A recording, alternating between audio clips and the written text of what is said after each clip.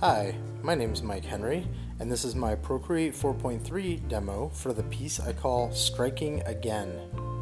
So I'm sure a lot of you know that this is capturing a moment from Dark Knight Strikes Again by Frank Miller way back when.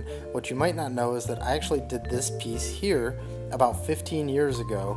Actually, I think it was 14 years ago.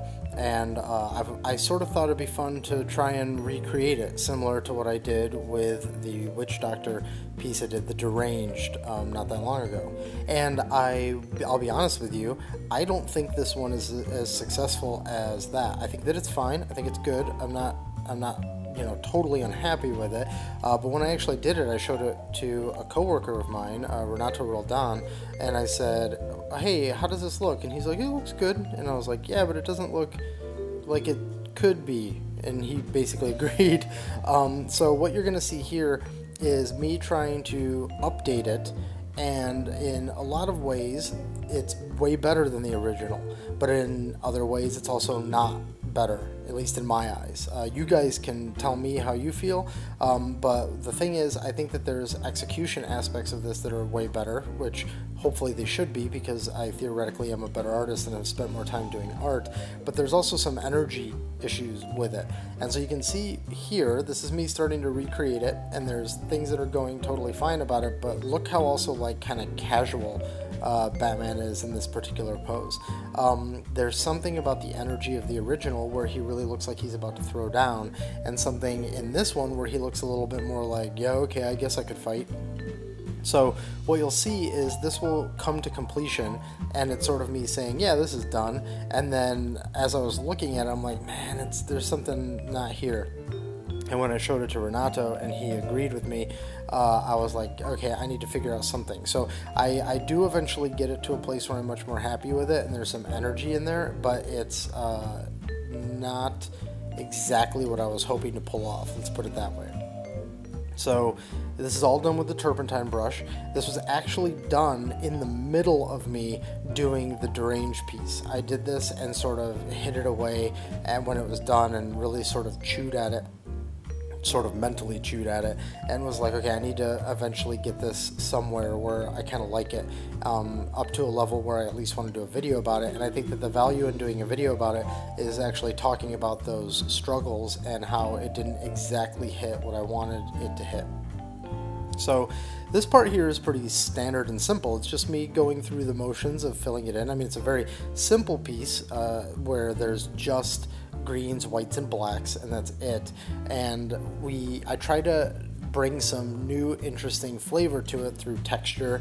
I'm using the turpentine brush, but I also very deliberately don't make anything completely black so that I can get a little bit of dark and light even in those black voids. And I try to bring a little bit more interesting, maybe anatomy to the face, and that's really the premise here. Oh, by the way, the reason that I paint that in as a skin tone instead of white is just because I'm working on top of white, and I just wanted it to be visually separated. I was always going to make it white in the end. So this right here to me is actually just kind of going through the motions. I know I've technically done the piece before, and I have this new rough sketch that I'm filling in and I'm getting flatted properly. Here's kind of an interesting moment though, where I'm also trying to figure out if I'm going to do the lines of the face similarly to how I did before, or if I want to go with something that's has more degrees of value, but I want to keep it graphic. That's what I decide on. But I think the best way to sort of describe how this whole thing went is it was a little bit frustrated. The process was frustrated, and it's because when I did this, I was actually already toying with a future piece you guys are going to see called The Buried Emperor, which if you follow me on Instagram, you've already seen me post that.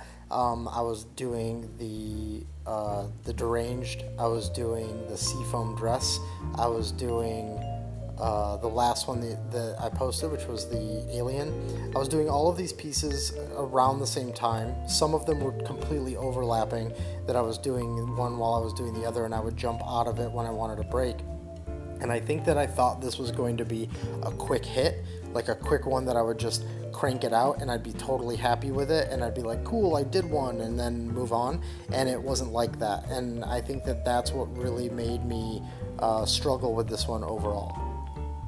Now, if you're sitting there looking at this and you're like, no, I love this, what are you talking about? Awesome, I'm glad you love it, and I eventually grew to like some of the things that I did with it, but I think that that's just sort of coming down to also the subjective nature of art. There's going to be some people, potentially, that are going to look at this and think that the new version is light years better than the other one, and other people are going to say, why'd you even do this? The original one's totally fine. And then there's probably going to be most of you that are going to be somewhere in the middle, where you're going to agree with me, where there's like positives here and negatives, but that's kind of why it's worth doing, or why it's worth talking about these, because I do my best to make sure that each piece that I do has enough value in it that we can talk about it here on the channel. And I think that in doing that, it sometimes can create situations where failing at something or doing something badly and learning from it seems like it's not valuable, but I think we all know how valuable that actually is, and taking the time to actually talk about these types of failures I think is important. I hope that wasn't too rambly. I feel like while I'm staring at this, I'm getting like frustrated, and I'm trying to find important things to talk about, and I'm just like putting myself back in the mindset of being like, oh, this piece. But I think there's going to be some interesting learnings here nonetheless.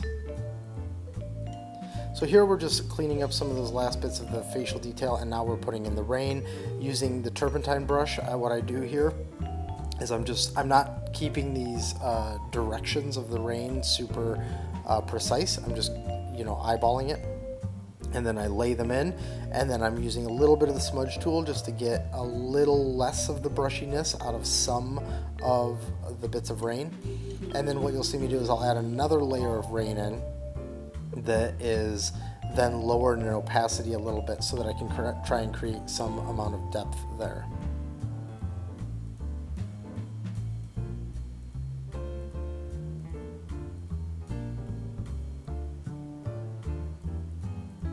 So at this point we basically just have white and then like an extremely dark gray, like a near black going on here.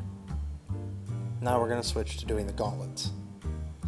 So if you haven't read the story, basically there's a part where Batman puts on gauntlets that are just made of pure kryptonite, and he beats the shit out of Superman.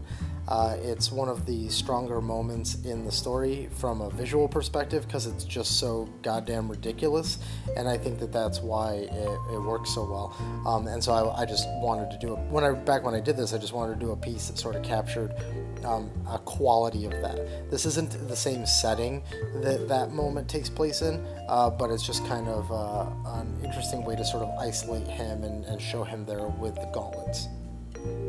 The gauntlets have kind of a bizarre design to them, but I changed them just a little bit. I changed them just to kind of more closely match the anatomy that I'm going with, because Frank Miller actually gives Batman some kind of bizarre anatomy in that version of Batman. At least I think so. I don't know how other people feel. And so I since my anatomy for him is sort of closer to his physical anatomy, not his face, but it's closer to like maybe the way he was in Batman Beyond, where he's still kind of like big upper body and he's kind of like this big block of a person.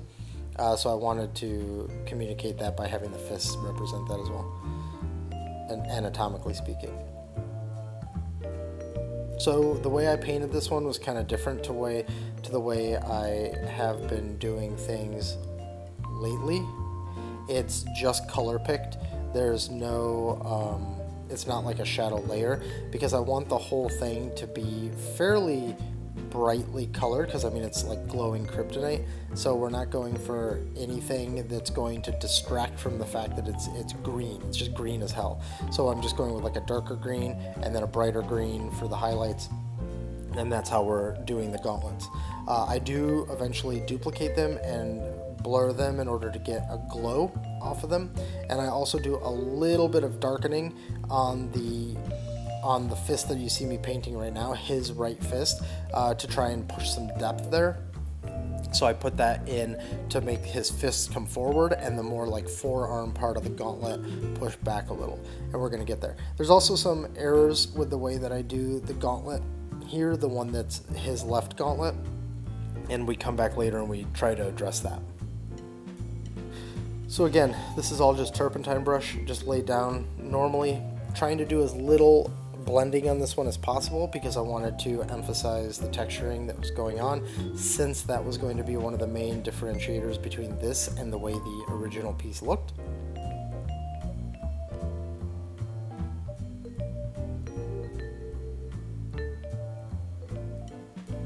Here, just trying to put in some extra definition in that part of the glove that is in the shadow side, just trying to make sure that those ribs are showing through and that it is in the darker section. Now we're throwing in an additional dark layer to try and push that even further, push the shadows in the dark side of the gauntlet even further. Really, it's just an attempt at trying to capture the dimension and the details. And then this here is just a black layer thrown on top to cover up, you know, where his cape would be coming down and cover up the gauntlet. Me adjusting that fist right there, that little move you just saw, is probably the beginning of my dissatisfaction with this whole thing. Oh, and here I'm throwing in some texture, so I'm taking like a true black and just painting it across and then lowering its opacity just a touch so that I can get a little bit of texture in that gray. It's kind of like when you see like one of those non-glossy printed comic book pages and something's printed in black but it's still kind of gray because it can't get like to like a true black. That's kind of the look I'm going for. I'm not trying to evoke that directly, but just I wanted to have that quality of contrast, I guess you could say, where the blacks aren't entirely black. So now we're going to duplicate the gauntlets, blur them. Now we get some of that glow. You see me flipping it back and forth a bunch because that's like the hint that my dissatisfaction is coming through. I mean, I'm also kind of checking it, but then I'm coming back here and saying like, I don't know. But you can see I've added in the higher level for the green. That's what I'm painting in now. It's got some nicks and scratches. I don't know if Kryptonite gauntlets would have nicks or scratches, but it just felt proper. I've now taken the glow and I've set it to an overlay and lowered its opacity a little bit, and then duplicated that glow, set it to normal, and put it behind all of that just to reinforce that overlay version of it. Then you can see that black got put in to push that part of his right gauntlet back a little bit. I considered actually putting some bounce light, like maybe on his body or something from the gloves, but I think that would start pulling it too far away from the graphic quality that this illustration had in the beginning.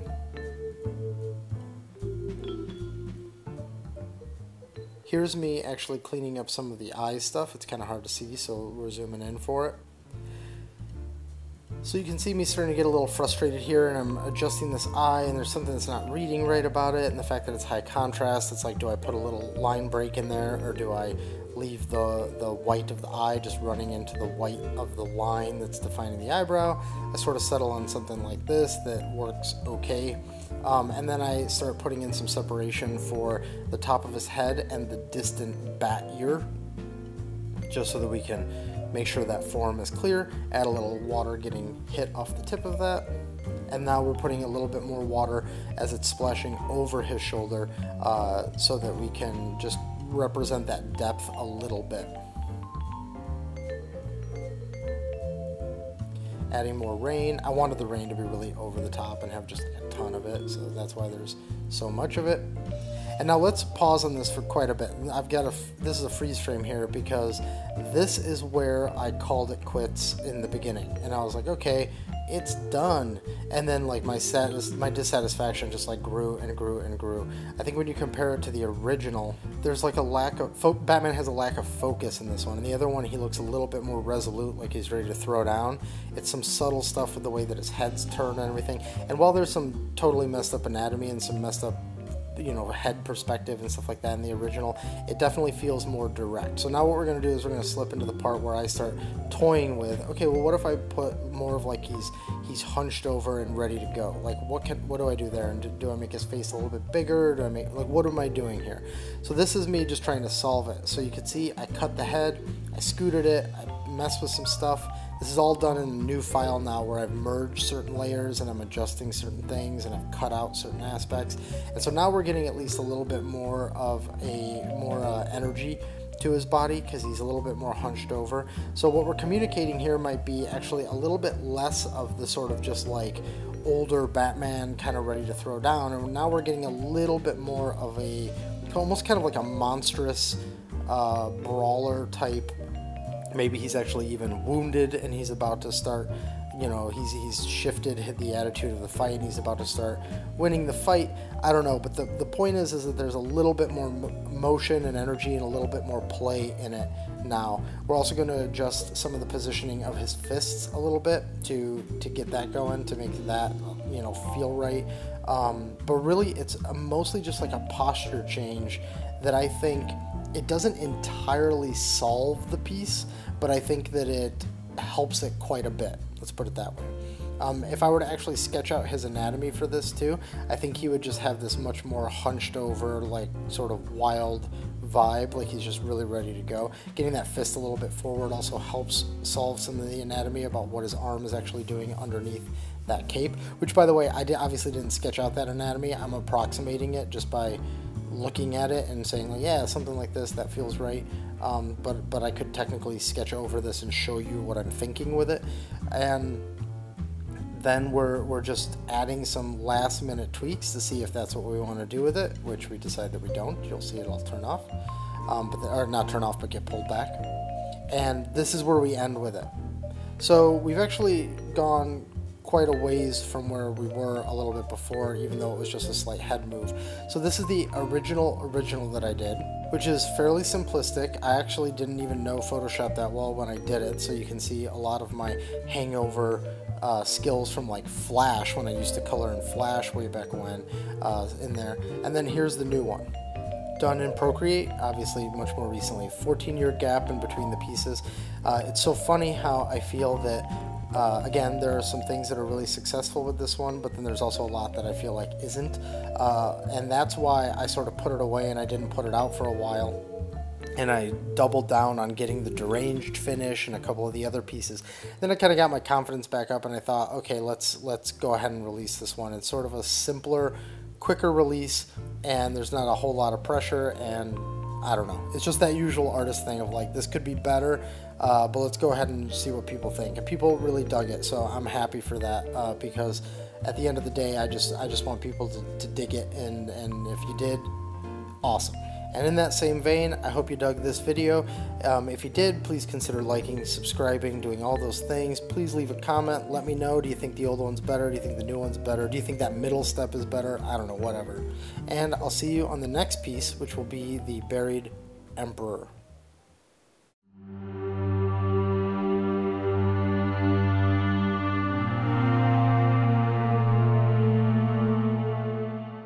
And if you're looking for me on the internet, these are the places where you can find me.